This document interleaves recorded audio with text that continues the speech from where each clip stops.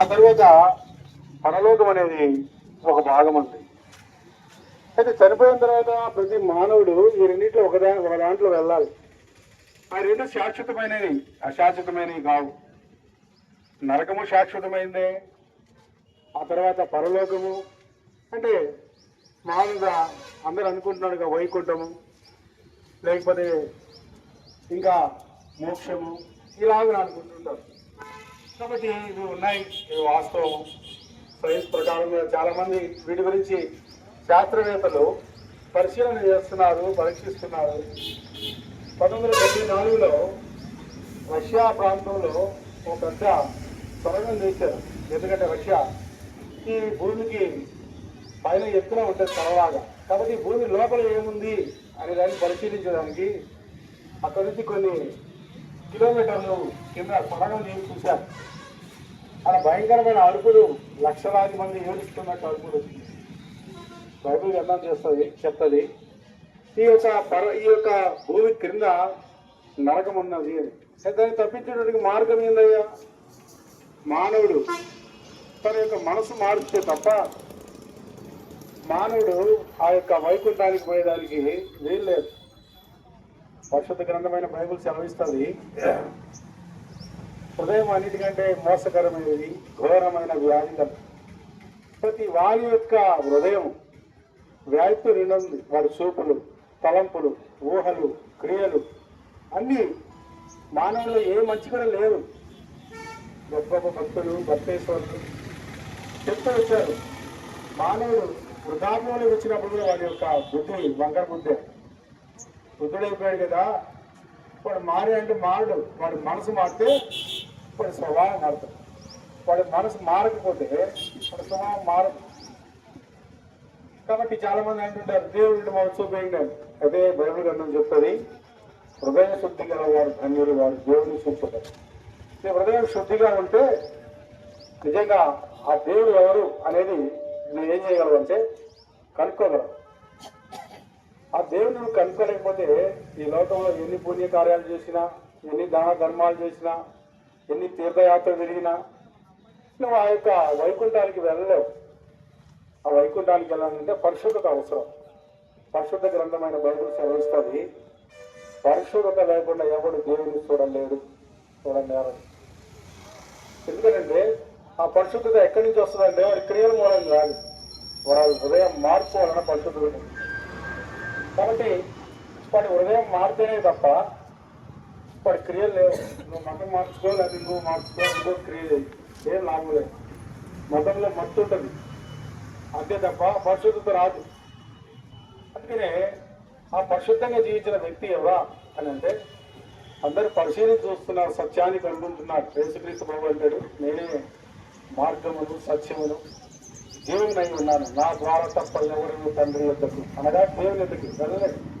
ఆయనే మార్గం. ఎందుకని ఆయన మార్గం అంటే ఆయన జన్మ పరిశుద్ధమైనది, ఆయన పరిశుద్ధంగా జీవించారు. ఒక సంపూర్ణ వ్యక్తి ఎలాగ జీవించవచ్చు భూమి మీద అలాగే జీవించి మాదిరి జీవించిపోయారు.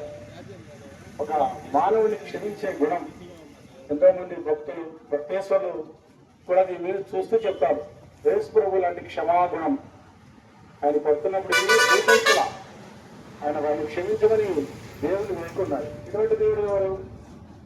సర్వ మానవాళి కొరకై ఈ ప్రపంచపు నడిబొట్టున యజ్ఞంగా ఆయన ఒక గొర్రెపిల్ల, దేవగొర్రెపిల్ల వధింపబడ్డాడు, చనిపోయాడు మానవుడి కొరకై.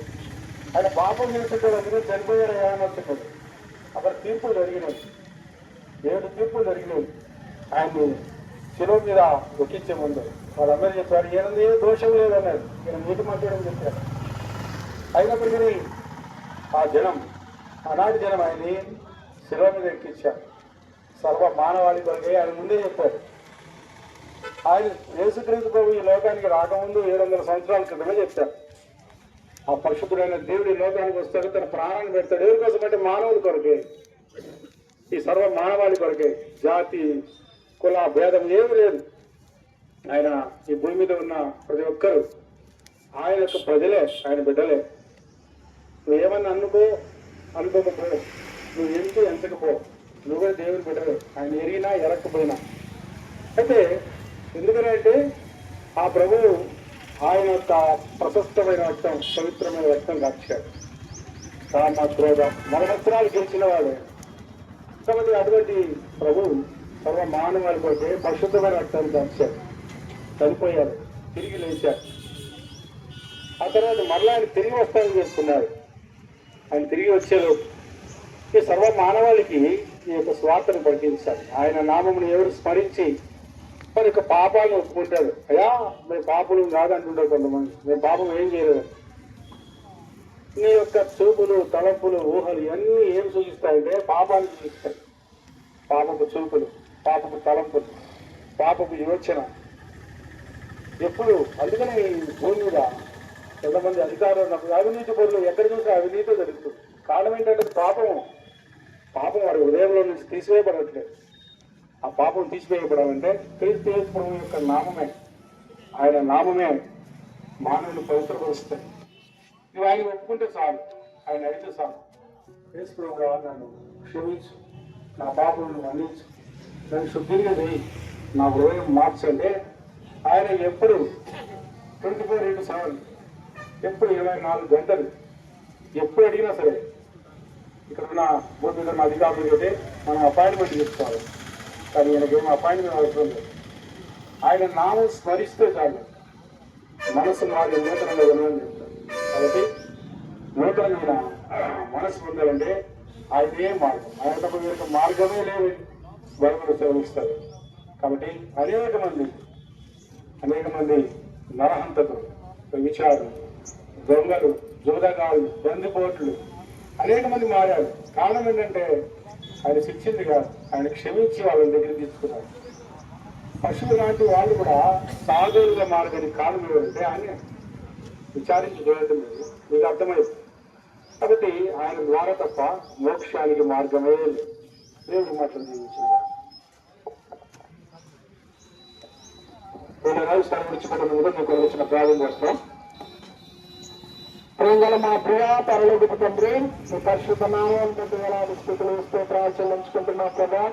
ఈ ఉదయకాల సమయంలో కనుగోలు పట్టణంలో ఈ విధంగా ప్రభా బహిరంగ సువార్త ద్వారా మీ యొక్క నామాన్ని మహిమపరచుటకు ఈ గ్రామంలో అనేక మందికి మీ యొక్క రక్షణ సువార్తను వినిపించుటకు ఎవరు నశించిన అధికారిపోకుండా ప్రభా అందరూ నిత్య జీవానికి రావాలని ఈ మాటలు ప్రభా ఎంతో ప్రయాసంతో ప్రజలందరూ చేరవచ్చి తనని దాసం ద్వారా వినిపిస్తూ వచ్చినారు.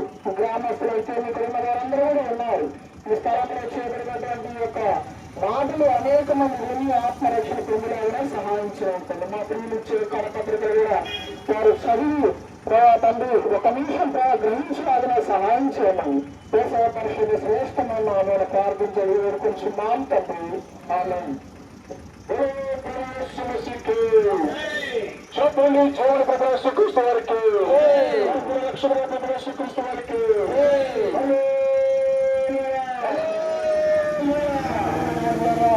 మాటలు గమనించండి. మన కనిగిరి పట్టణంలోని గార్లపేట రోడ్లు బీసీ కాలనీలో ఉన్న శాలేము ఆరాధన గృహమునకు తోలరా. అక్కడ ప్రతి ఆదివారం ఉదయం 10 గంటలకు నిజమైన దేవారాధన వారములు నిలకూడదు జరుగుతున్నాయి. రండి, దేవుడు వాక్యం విని ఆత్మీయమైన మేలు, ఆత్మరక్షణ, పాపక్షమాపణ, పరలోక రాజ్యానికి వారసులుగా చేయబడాలని ప్రవేశిస్తున్నాము. మనవి చేస్తున్నాం.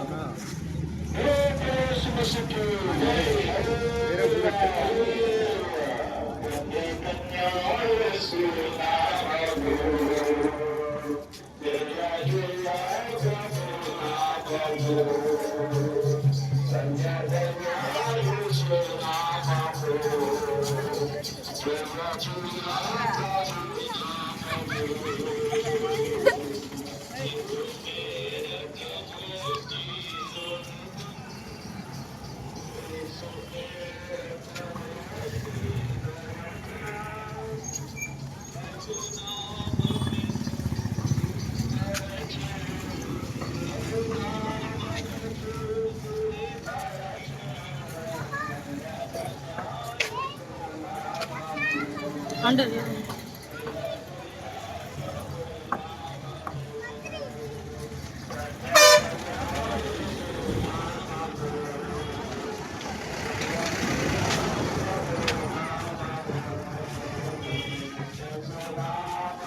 అంటే లోపల చదవండి.